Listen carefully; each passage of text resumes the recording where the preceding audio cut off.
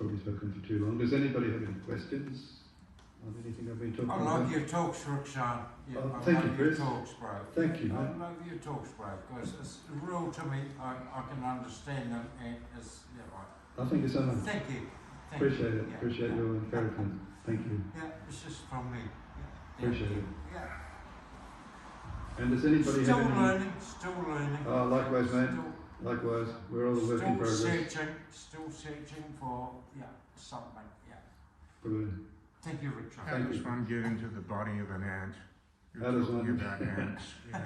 Well, how does one get into the body of an ant? It's Krishna rewards our desires, but to the degree that we deserve, and not to the degree that we may covet. For example, someone may have a desire, whatever state of being we attain at the time of death or through our life, that will determine our next birth. So, for example, someone may be in a house, a big house, even a mansion, and they may think, I want to again live in this mansion in my next life. That is a fair enough desire, I guess, material desire. That is how much they covet, but what they deserve might be something different.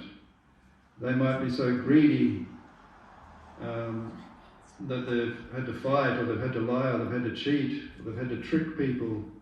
They've had to commit so many sins in order to get that big house, in order to have that fine position. And the result may be, due to the weight of sin, in the next life they may be born in that big house again, but it could be as an ant, could be as a cockroach, could be as a mouse. Depends on what they deserve, on what we deserve. That's what we will get. It's if our actions in this life determine our next life. For one, you're all safe. You've chanted Hare Krishna, you've taken Krishna Prasadam, you've heard the name of Krishna. Your future is good. There may be little setbacks, but your future is very good, at least as human beings, and progressively so, spiritually minded, progress. But for those who remain in ignorance, their future is very dark, and it can go on for millions and millions of lifetimes. You know? Someone their desire might be to be a queen or something like that, but due to their behaviour, they get to be a queen, but they get to be a queen in a hive of bees, maybe. And they might think, oh, even this is pretty good, I'm getting served by all the drones and all the worker bees. That's until the hornets attack. It only takes 8 hornets to wipe out an entire beehive. So, we may want this, we may want that, but we get what we deserve.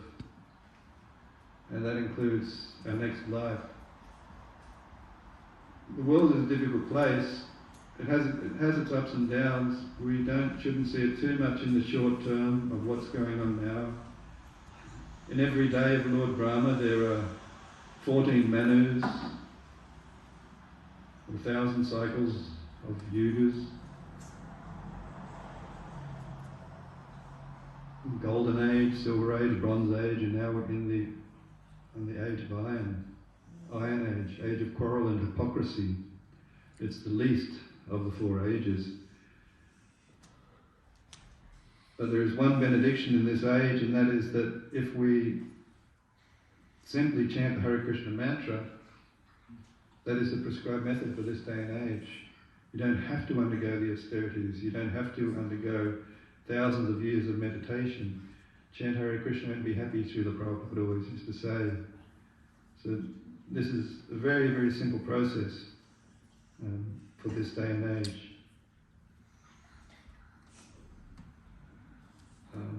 Did you have anything else you wanted to add to that?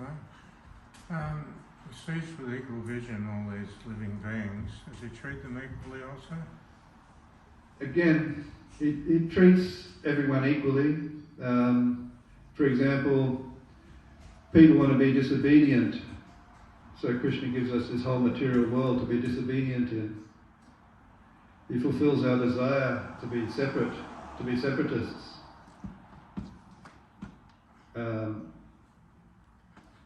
But just like any society, when, for example, when I'm an Australian, and when Australia was first so-called colonised, of course there were Aboriginal people there first, the first people. But from a Western perspective, the first thing they did was make prisons, because they knew people were disobedient, going to be disobedient. And that goes for any society. The first thing they will do is make a prison to make sure the bad people don't go out of control. So this is Krishna's kindness, is that he lets us do what we want, but the reactions are on us. It's not up to Krishna to cover our backs every time we disregard his instructions and do the wrong thing. That's our fault, not his. The other thing that they used to make when they used to establish towns was a beautiful church. They used to build a church on the best piece of land on the highest hill in the town. That used to be the tradition. But now the best piece of land just goes to some resort or something like that. Some tourism thing. He treats us all equally. We get what we deserve. But we can get free from that cycle of karma as well. This Bhagavad Gita deals with several subjects. It deals with the material energy. It deals with the Supreme Personality of Godhead. It deals with us as spirit soul. It deals with time. And it deals with karma. Now all of those four things, the living entity, that's us, we're eternal. Krishna is also eternal. This material world is in an eternal cycle. Along with that eternal cycle is time. But our karma, that's temporary. That will stop one day. And that's up to us as individuals. Karma is the one teaching in this Bhagavad Gita that is temporary. So Krishna treats us all equally, rewards or punishes according to our behaviours, but also gives us an opportunity to escape the cycle of birth and death. And for those pure devotees, when they do reach that point of perfection, of God consciousness, total God consciousness, at the time of death, such people don't even realise that they have died. For most people, death is painful or disturbing, or one is too attached and one is sad for so many things, understandably. But for one who is transcendental, the time of death is a simple transition from this material world to the spiritual kingdom, where we have a life there also, in spiritual bodies, and a life of eternality, full knowledge and full bliss, where every step is a dance and every word is a song. There is no old age, there is no disease, there is no death in the spiritual world. There is full bliss, eternal, ever existing and ever increasing. This is our real home, this is our real identity. And this is why everyone in this world is trying to be happy, because it's your birthright. It's who you are. You are happy, you are perfect, you are blissful, you are fully spiritual. You just don't realise it because we've been covered over by the material nature. So this Krishna consciousness movement is to reawaken our identity and then return back home to our real home, the spiritual kingdom, eternally, with no suffering. I'm sorry if that doesn't answer it fully, but I'll try my best. No, it's actually just interesting how the Brahman, the so-called soul treated different living entities. He sees them equally, but obviously there's certain things you can't do with other living entities. A sadhu or a sage is someone who will go out of their way to benefit others. So the real Brahmana will go out of his way somehow or other to engage a living entity in Krishna's service to elevate his consciousness. I was just thinking of a story where Srila Prabhupada was in his room by himself, and there was an ant wandering around on the floor, and he was thinking, how can I give this ant some prasadam to benefit it? Mm. So actually that is treating every living entity equally, try to advance them spiritually. Yeah. Yeah, that's right. And this was the traditional behaviour of the sannyasis, the highest of above brahmanas also, including brahmanas. Their traditional behaviour was to go door to door or anywhere and reach people and teach people about Krishna consciousness, because people are very forgetful in their family lives or other worldly lives, and that was their duty. This is what a Vaishnava sannyasi does. In this day and age, one must be very aware of tricksters and fraudsters.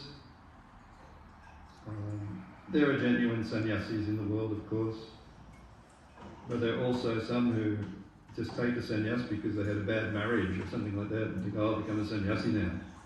Instead, failed in married life, so I'll just act as a sannyasi now. That happens.